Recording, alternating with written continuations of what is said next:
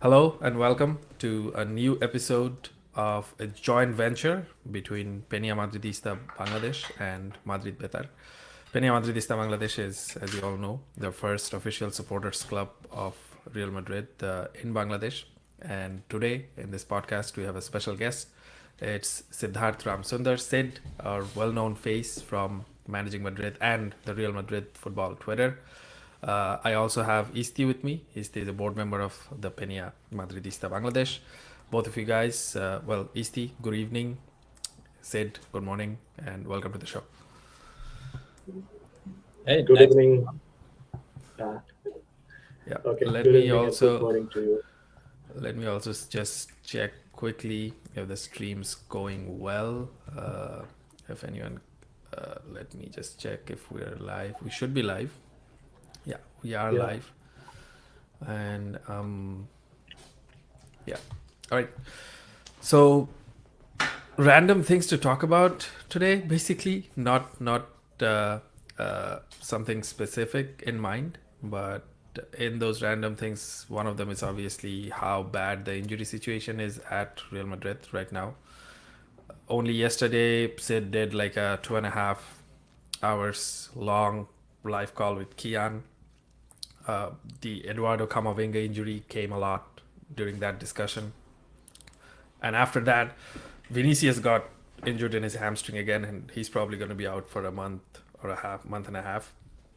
I was actually joking when Camavinga first got injured, and they immediately said, "Oh, this is nothing serious. He'll probably be with France and etc."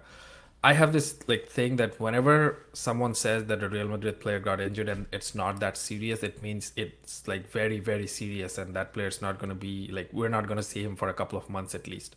But if they say it is a serious injury, that player will probably come back in time in a month or so. But whenever they say it's not serious, it is actually serious. So Sid, first question is going to be for you. A lot of these injuries that happened in just the past month or so, Chouameni, Camavinga, now Vinicius, Jude too, although he's back in training and he'll probably resume playing after the international break. But if we are talking about like players like Chouameni, Camavinga, and Vinicius, these were they got injured for impacts during the game. It was nothing due to the preparation or it was nothing due to training. So it's unfortunate, obviously. It was unintentional too, obviously, but how they come back, that's where probably I want to focus. What do you think our like rehabilitation methodology is right now? Because Real Madrid as a club is pretty secretive about these things. They do not publish like long medical reports, which is like I think that's fine because injuries it's a health concern, it's something personal. You probably don't want to give too much detail of someone's health issues out in the public, but it's always a mystery to us that how does the club actually rehabilitate these players to get back on the pitch. Right now, something also something funny that Mario Cortegana tweets recently that Real Madrid didn't actually know what's the extent of Camavinga's injury is. And my mind immediately went to the point that of course you don't know what the extent of the injury is because you don't have a medical officer at the club right now. There's no one in that post. But overall, Sid, what do you think? Uh, what kind of rehabilitation process does Real Madrid actually have in place for something like this? I mean, most of the like key indicators and moments would have fallen decisions would have fallen with our old medical officer and whoever's been replacing him. And I mean, every process is vaguely the same in that it's you diagnose the extent of the problem and then you identify when to bring them back. And obviously, you don't want to bring them back too early, but you don't want to wait too long because usually there's good moments, key moments where you can say, hey, they're good to be brought back or taken forward to the next step. So obviously, whatever our medical officer was doing before was not good because if I'm not wrong, after the 60 injury season, we brought Pintus in, but we didn't necessarily cut anyone out. And so whatever our officer is doing, in the case of Camavinga or Chouameni or Goulet or the 60 injury season, I guess maybe they're bringing people back too early. maybe they're misdiagnosing the extent of the issue off the bat. Maybe they're doing both. I don't have exact insight because of how secretive they are, as you said, into the exact moment in the process that they're getting it wrong. I just assume there's a certain number of injuries beyond which you shouldn't be having because we rotated our players a lot this Yeah, season. We've rotated a decent amount. yeah, So the other thing I would say is that a non-contact injury is much more indicative of something being wrong in your program than the contact injury. Like if even if our medical doctors were getting everything right, if there were a lot of contact injuries, it's just harder to say they're doing something wrong. But a non-contact injury, if there are many of them in a row, it's just usually a clear sign the club's fitness program is bad. yeah. Isti, coming to you. So Yeah.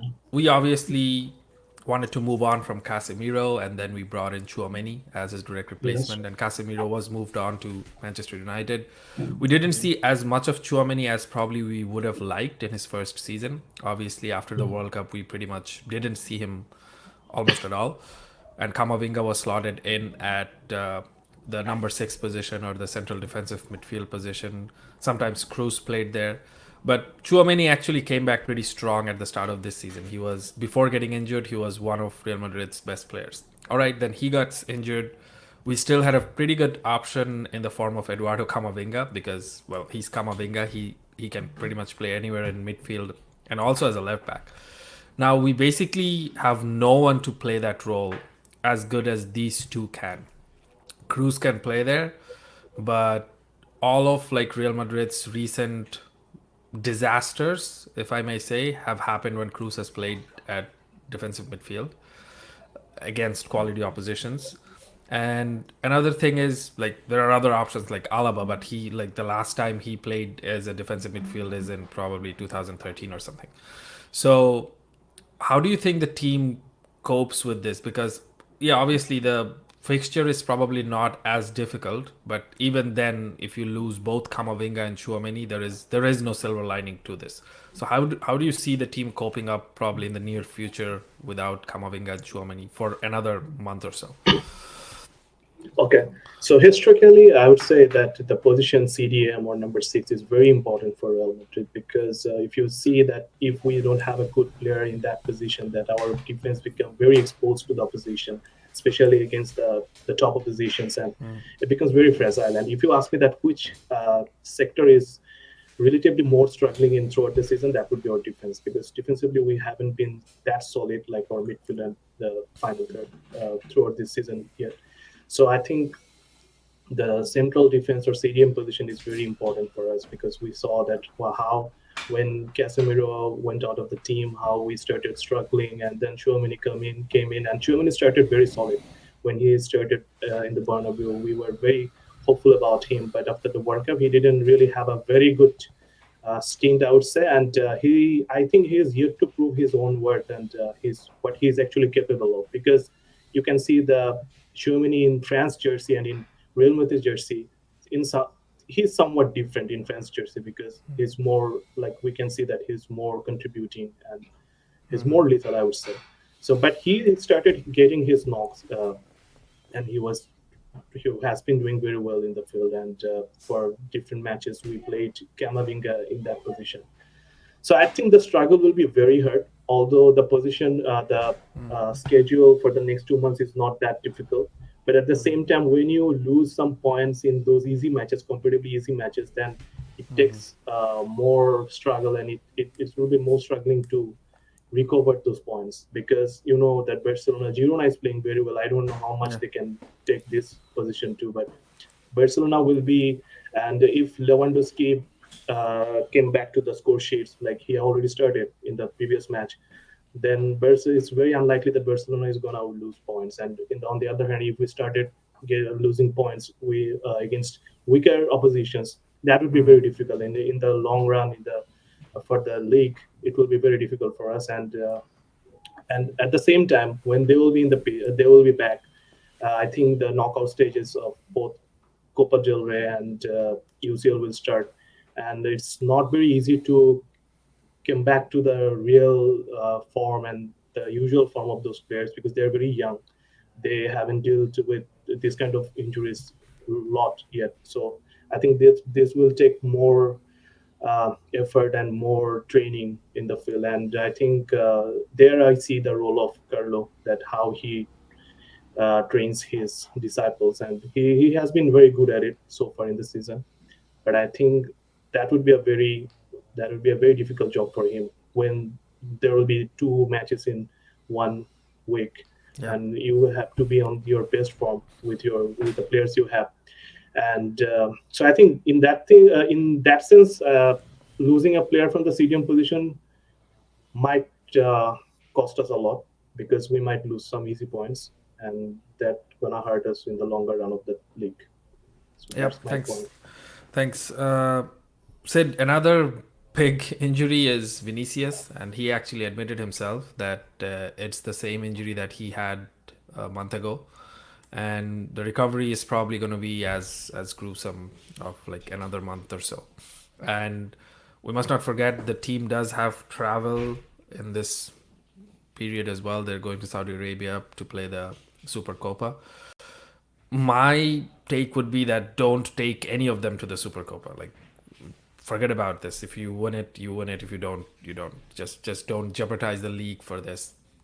Don't take Chouameni, Camavinga, Vinicius, anyone, even if they're just coming off the injuries and they just get fit. But before that, how do you see the team coping without Vinicius again? Is it just Joselu who slots in at center forward and we keep the 4-4-2? Is it anything else we do? How do you see the team coping without Vinicius on Honestly, top not as well. of missing Camavinga and Chouameni? Honestly, just not as well, because not as well as the first time, because the first time Rodrigo played on the left and didn't do too well in the moments that he did, and Jude carried us through a lot of games in a row. I don't think that run from Jude is something that we're going to see again in any 10-game stretch this season, even though it was amazing. So this second stretch, we would need different heroes. I guess without Chouameni, without Camavinga, without Vinicius, we're asking a makeshift midfield with Cruz, Fede, and whoever else is dropping deeper, maybe Jude, to sustain the same pressure. And then we're asking Rodrigo and Joselu to play really well up front. I'm not sure I see it happening. Rodrigo and Joselu should play well in some games, but we're gonna drop points. I have no doubt about it. Yeah, and this is such a bummer because Barcelona have just started to like get going again, I would say, because Lewandowski has suddenly like started scoring again. Atletico is going through a very good run of form, so is Girona. And I just don't know how we cope with this, because you see we're missing all the key parts of the team. First, Chouameni, Camavinga, Jude is not at 100% right now, and then Vinicius. We all got like excited about Rodrigo coming back to form, but in reality, Vinicius was also coming back from a bit of a rough patch, and he was doing well as well. So losing him at this particular moment is difficult. He actually even, I think, assisted Brazil's only goal last night before going off. So he was enjoying some good form, and everything is just suddenly becoming very depressing in the Real Madrid universe. We have seen this time and time again that everything's going well, we are winning, and suddenly within like a week, so many things change so drastically, and the mood just sours. But amidst that, Jude Bellingham did win the Golden Boy trophy today, and Linda Caicedo won the Golden Girl trophy.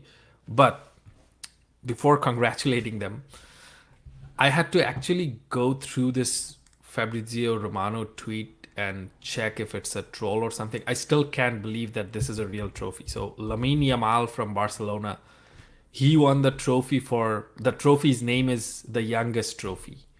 I mean, why are we giving out trophies based on like at what time you were born, or like at what time, whatever, like you were conceived? I mean, Lamine Yamal wins the youngest award at Golden Boy 2023. It's a special award dedicated to reward the youngest player ever to be on the podium of the Golden Boy. And this just makes absolutely no sense to me, especially the name of the trophy, the youngest. And of course, someone like among all the nominees, someone will be the youngest. What is there to like? Why are we awarding people for being a certain age? This is just preposterous. I just couldn't believe it. Sid, anything on Jude? We discussed a lot of Jude analysis on the Real Deal podcast, like on the channel, of course. You put out some great analysis on that. Anything to add? And also probably how crucial does Jude's goals become in this Vinicius absence? He has obviously like scored a lot, but how more crucial can it be?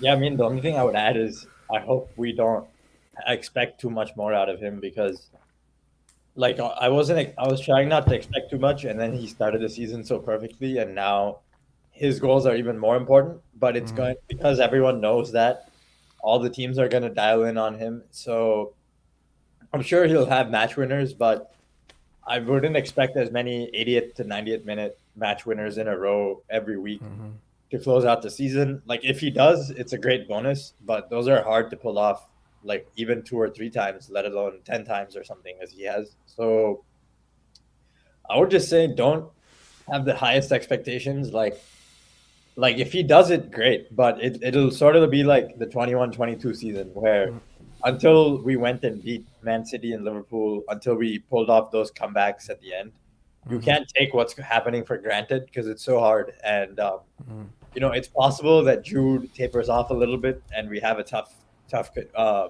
second part of the season. Unfortunately, it could be a tough, cold winter like last summer. Yeah, we've had too many. Well, no amount of Champions Leagues is too many, but we've definitely had too many of these cold winters. Isti, coming to you, in this quote unquote predicted or like anticipated cold time, what are some of the other players you're looking at that, okay, now that Vinicius, Camavinga, Tchouaméni are out, obviously we spoke a lot about Jude. Apart from Jude, what are some of the other players that you think the team could definitively rely upon, or the team can look at and say, okay, now Vinicius is out, Tchouaméni, Camavinga is out, but we're relying on you, you bail us out, or like you have an added responsibility. What are some of those kind of players that you're looking into the team? Okay, so I think I will agree with what Sid said, that we should not over pressurize Jude, because what he is giving and what he's providing, that might be a plus for us, because our expectation from him should not be scoring, because his role is not actually the scorer. As he started scoring, I think everyone started expecting from him that he will actually rescue us from every matches and he will be on the score sheet. But that's not something we should keep expecting, because when he will stop scoring, there might be a time that he might not be on the score sheet like he has been so far. So then it will definitely demoralize him as a player, and we don't want this to happen to him, because he's like the future for us for the Bernabeu. So definitely we need to keep him out of pressure. So that's one thing. I think Rodrigo started having a good, I would say, attitude in the field for at least for the last 2 matches. He's like what he has been trying to do. He was failing at many of this, but now he has been successful in doing so. So I think he should step up in this case, because he has already proven his worth in the previous 2 seasons, and as when Vinicius is not there, definitely our expectation should be from Rodrigo, and also Joselu, although he's not like the great scorer, or like he's not the actual replacement of Karim, but if you think that the upcoming matches and the next 2 months schedule, then most of the matches against at least mid-range opponents, or compared with the weaker opponents. So I think we should expect from him to score in those matches, because I think he has done this when he was at Espanyol and week 2, and I think he can be very crucial in those matches in terms of scoring. But in the midfield, I'm a bit concerned about everything. If Tony Cruz can play a good role in number six, then everything can be in place that we are expecting. But it might go very disastrous, uh, as we have seen already in some seasons. So I don't find any possible replacement in the CDM position. So Yep. things can go in very wrong way. And for that, I think for to carry the ball and uh, to what actually Kamavinga was providing to Real Madrid. I think in that position, like we don't have any replacement for him, but some of his responsibility should be done by Valverde because Yeah.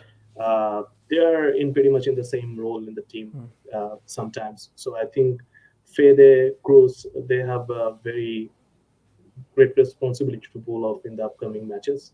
And I Yep. would say we should rely on Joselu for scoring because Jude will be there, but I think we cannot expect him to score in every matches like he has been doing so far.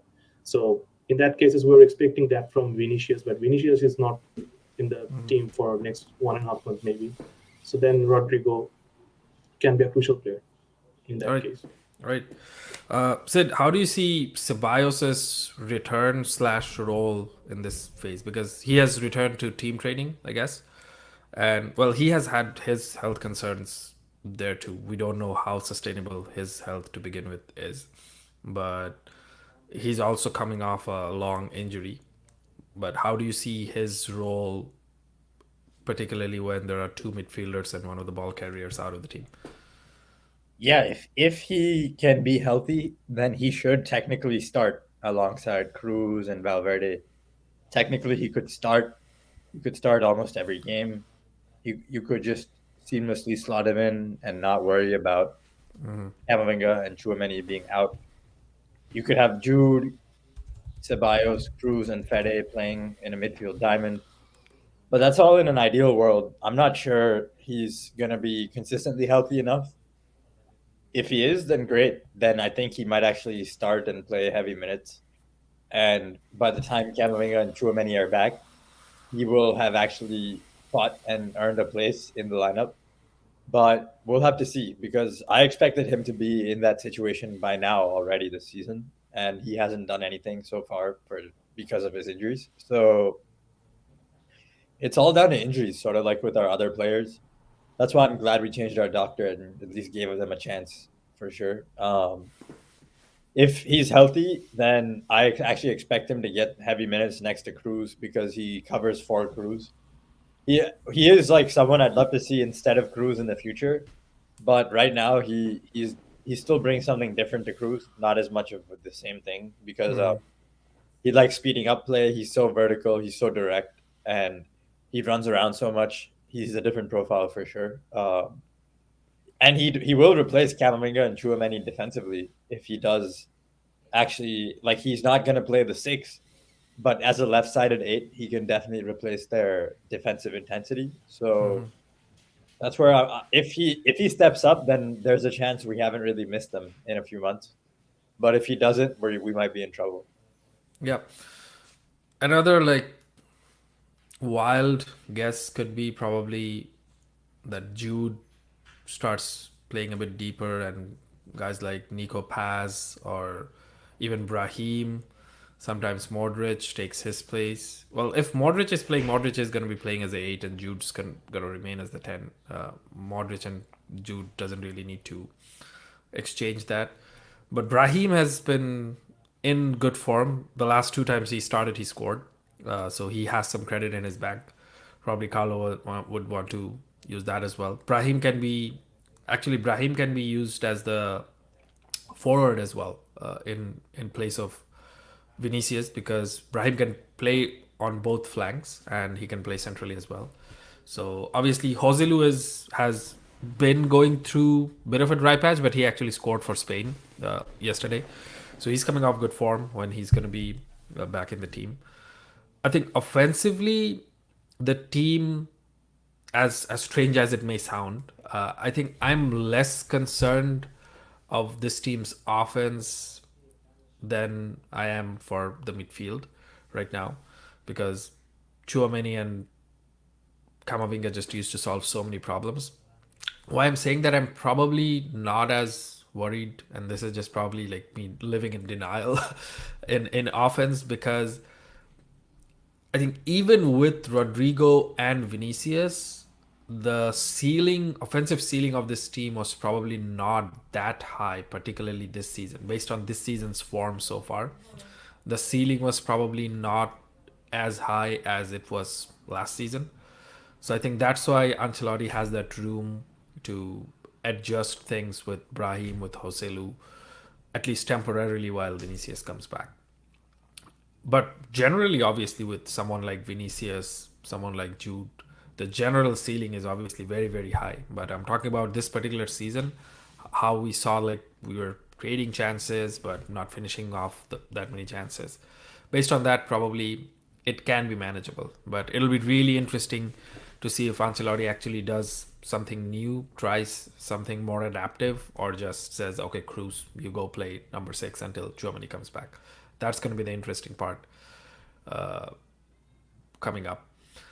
Sid, there is a question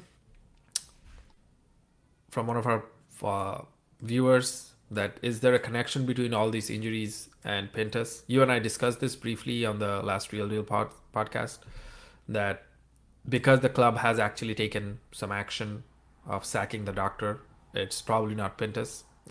And you also mentioned that these injuries are like contact injuries. These are not non-contact injuries. So the chance is very less that they're happening because of how the team is preparing or how the team is training.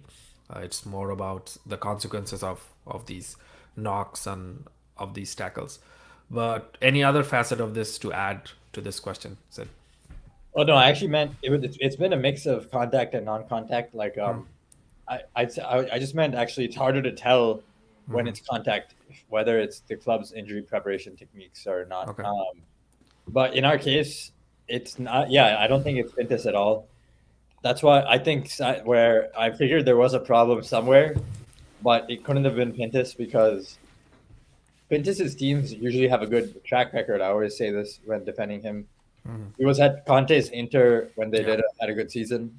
He was at 2017 Madrid under Zidane when we came back in the last 10 minutes of almost every La Liga game. And then he was on the 21-22 team, which also did well coming back late in the season. So those two teams, the 21-22 team, 2017, the Inter teams, all of them, I don't think it's possible for someone to add value like Pintus and also drive injuries. Like it's not like you have a fitness style which injures some players and works on others. I don't think that's how it works. I think it either works or it doesn't work at all. So that's where for Pintus, it was always something that was working. I never thought he was the problem. I figured it was coming from somewhere else. And he's just a conditioning guy. Conditioning is just one component of it. He's just all about figuring out how many laps our players have to run after they finish training. That's all his role is. And he does make our players run, as far as I can tell, especially in the summer. In the fall, there are certain times when he makes them run more. But I don't think it's him. Yeah. I think it's more, as we just discussed in the previous segment, most likely where they're diagnosing the problem or how they're diagnosing the problem or how they're going about correcting whatever mechanical issue there is or whatever. Yep. A comment just came in that Real Madrid's idea is not to make any, and the not is in all capitals, not to make any signings in January despite the injury crisis. It's common knowledge. It doesn't matter if half of the team gets like kidnapped by pirates and and Florentino has to play like center forward, Ancelotti has to play left back. We will still not sign any players in January. Sid and I recently did some analysis on Gonzalo Inacio, the center back who was linked, and we almost thought that was real, but the club pretty much shut that down immediately. But is there any thoughts on this? Because obviously the injuries are like the timeline of these injuries. They're probably most of them are going to be back by January. So yeah, it makes sense that no more signings are required. But do you think the team should, just for depth purposes, because there is no guarantee, because the season is so grueling, the schedule is so grueling. There are no guarantees that something like this will not happen soon again during the season. In that case, at least in offense, this is just me wishful, like talking about my wishful thinking. The club will not sign anyone, we know that. But do you think that they should probably look at some young profiles, or any profile basically, just to add something to the depth? Okay, so if you ask about my expectations, then definitely we need at least few signings, because you know that we have already been dealing with two ACL injuries from the beginning of the season. We lost Courtois, that was replaced, but we did not find anyone to replace Militao. Militao will be back in March.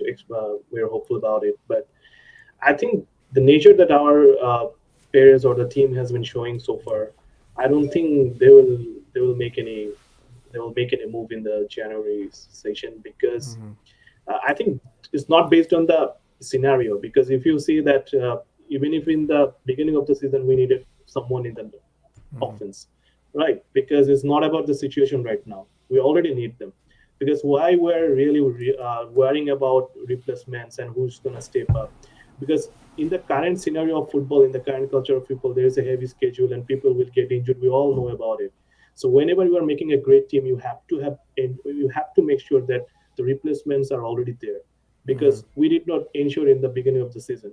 And yes, as we haven't ensured in the beginning of the season, we cannot expect that because of just this stint or like few injuries, players will change his mind and will make a riot in the transfer market. We cannot expect that from him. So my expectation will be definitely to sign a number 9 who can score other than Joselu, or who can place as a wing player as well. But I think that's not going to happen in any sense. Yep. And that's also, it's a that's deal. that's pretty much given. But it's just our wishful thinking that if there was a way. Said last question before we close it out. Real Madrid is like a well-run club in terms of finances and operations and everything. Especially the finances have been discussed so much in football Twitter and Real Madrid Twitter as well. But my question is our finances actually as good as it appears? Because the reluctancy from the club to spend money has been there. Obviously, we just signed Jude Bellingham for 100 million. That doesn't really show reluctancy. But we also wait for opportunities, like market opportunities, in terms of like signing defenders and not. Uh, just for example, you see the sentiment with even Alphonso Davies that if we can, we will sign him. Otherwise, we will wait to sign for another year to sign him, which would just doesn't seem like, it doesn't seem right to me. Because yes, you can sign 29-year-old David Alaba for free. You can sign 30-year-old Antonio Rudiger for free with some signing bonus. You can't really like sign. I'm still like very very skeptic about that. You can actually sign 24-year-old Kylian Mbappe for free. You can sign 23-year-old Alphonso Davies for free. If you do, that's going to be something unprecedented. That's going to be something revolutionary. But that hasn't happened yet. So this reluctancy, the club stance portrayed by the Spanish media is that they got screwed so bad by the transfers of Hazard and Jovic. They will never do this ever again. But what if Manchester City wins a treble because Real Madrid decided they will not repeat the mistake of signing someone like Jovic? No. So that's my question. Is our finances actually as good as it appears? It's good. I'm gonna give that. Like, it's definitely not bad. We're in a different hemisphere of financial management than what Barcelona is at. But at the same time, there's a stadium renovation going on. So all in all, what do you think about that? Like, why is this reluctance about signing players, or like going all out, being a bit more aggressive in the transfer market, if I want to say? Yeah. I mean, I've said this before. I just think it's the result of going from being the richest club to the sixth or seventh richest club, and having a bunch of oil clubs sort of jump past you. So when they do that, you're in a situation where you might have more money than others, but you have to keep penny pinching, and it's going to look weird to everyone. I sort of relate to what situation they're in, in that I sympathize with their situation. Because if you spend too much of that money now, then 2 or 3 summers from now, you might not even be able to compete for certain players, which is a worse situation to be in. Now, at least like the next Jude Bellingham or Haaland or Mbappe, we're always in that conversation. And I think the club is scared that it won't be able to stay in that conversation. That's its priority right now. And being in that conversation doesn't mean actually signing them. It just means being part of that conversation. Right. I do think situations like the free transfers are going to change, and we're going to start seeing. I don't know if it'll be Davies and Mbappe, but I do think we're going to start seeing more players leave their clubs on free transfers because I don't know why it hasn't happened more, because you can just make more money. Yeah. You, like money that would go to the agents and that would go to the club, you can just look out for yourself. And as a player, it's totally fair for you to expect the club to look out for your own interests and pay for your family's things or whatever you get when you sign in a free transfer. So I expect free transfers to become more commonplace. And I do think Real Madrid are actually in a very good financial situation. Things like the stadium development, I just think that is stuff that you always get loans for because it ties into larger revenue streams that people are willing to invest in Real Madrid for. So I don't read too much into getting loans for the stadium or anything. Yeah, but I do wonder at some points when they don't sign players, like what's going on, because at some point you wonder if another team can just take Real Madrid's brand and try and do what they do, but actually go and sign more players. That's the main concern I have. But Yep. so far, nobody has been able to stockpile this level of talent, and they're able to keep them. Like we don't lose any quality players every summer. Because, like we lost Benzema, but we're not going to lose most of these players when we don't want to. Yeah. So as long as we get to keep them, I think I'm still on board that they have the money, and as long as like Bellingham's and others, I pronounced that wrong again, but as long as players like him are coming to us, like even Mbappe, the conversation starts with us. As long as that happens, I will cede it. But if Mbappe signs somewhere else, obviously we have that convo, and even not signing another center back or something in January is tricky for sure. Like hearing that they couldn't sign Kane because of amortization, that was a very silly excuse to hear. Yeah, and to the point, like why more players don't, leave as free agents. I think one of the things is loyalty, because if a player is at a club for a long time, they're loyal. They do want to help the club out as well. Mbappe and PSG has kind of changed our perception about it. It seems like they're not like he doesn't really love it there, but he's still playing there. He still agrees to every renewal, but then he appears that like he's not really happy. So this whole Mbappe situation has uh, messed up that perception a little bit. But again, just to talk about like even Real Madrid, other players, Alaba, although like he couldn't agree to a new contract deal, but he was again like he was close to 30, but he still has I think good relations with Bayern. Same thing for Rudiger in Chelsea. He won the Champions League with Chelsea and then left. So I think loyalty plays a role in players usually not wanting to leave for free, especially younger players. But I think it's an easier call for the players if they're like close to 30 or above 30. But obviously, someone like Mbappe or Davies, we would have to watch out for that. I'm still skeptic that they ever leave for free.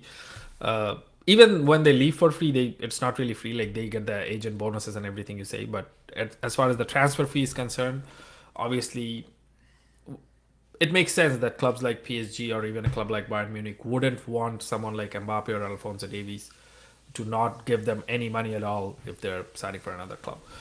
All right, Sid and Isti, thanks a lot for joining us today. And viewers who watched us on the stream on Madrid Betar and on Peña Madridista Bangladesh, thanks a lot. We'll try to do this again. some time. It was a pleasant discussions, but today's episode ends here. We will see you the next time. Take care. Bye bye. Take care.